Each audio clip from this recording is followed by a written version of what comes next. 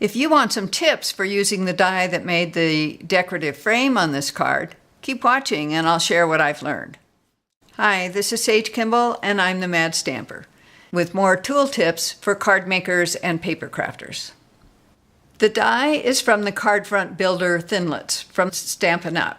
The set has several lovely dies that will help you create beautiful holiday projects. To create a full frame like this, you'll need a piece of cardstock 4 by 5¼ inches. I've made a small pencil mark at the center point along each of the long edges. That's at 2 5/8 inches from each end. That's going to help me position the die so I'll get the best results. The important thing when you position it is to make sure these little dots at the end of the die don't overlap each other, and then to get it centered from side to side on the cardstock.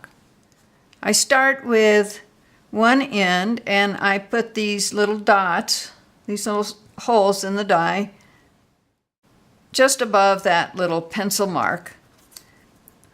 Make sure it's centered from side to side, and then I will use some painter's tape to hold it in place. Then I'll put it on the cutting pad on top of my magnetic platform.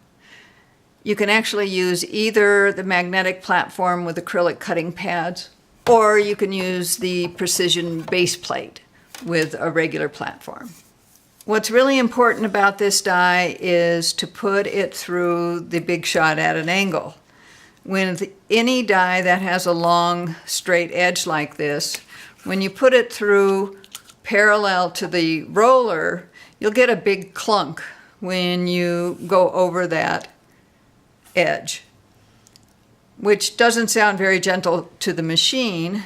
And in the case of this die, I didn't get very good cuts along that edge. So I position it at a slight angle, then run it through.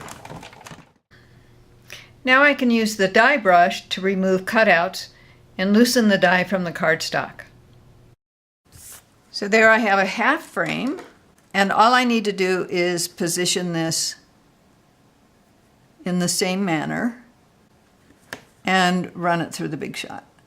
And now I have a beautiful frame for the front of my handmade card. In order to adhere this piece to my mat, I've added some fast fuse adhesive on the inside of the frame, along with some glue stick over that, so it will slide enough that I can nudge it into place. I'm going to use liquid glue for the delicate cuts of the frame. You can use Tombow multi-purpose glue if you like. I tend to prefer Ranger Multi-Medium Matte because if any squishes out, it won't show when it dries, which is not the case with the Tombow. I'll just sponge it lightly on the cardstock. And I'm trying not to get too much on there because that'll make it squish out more. Now when I finished with the sponge, I just drop it in a container of water here until I can take a moment to wash it up. I see I've got quite a bit of adhesive up in this corner, and I'm just going to blot it away a bit. Now I'll turn it over and position it on my mat. And this is a very small mat, which is why I want to be able to kind of nudge it into place. And there's my frame that I can now put on my card base, like so. So those are my tips. I hope you find them helpful in your craft room. Thanks for watching.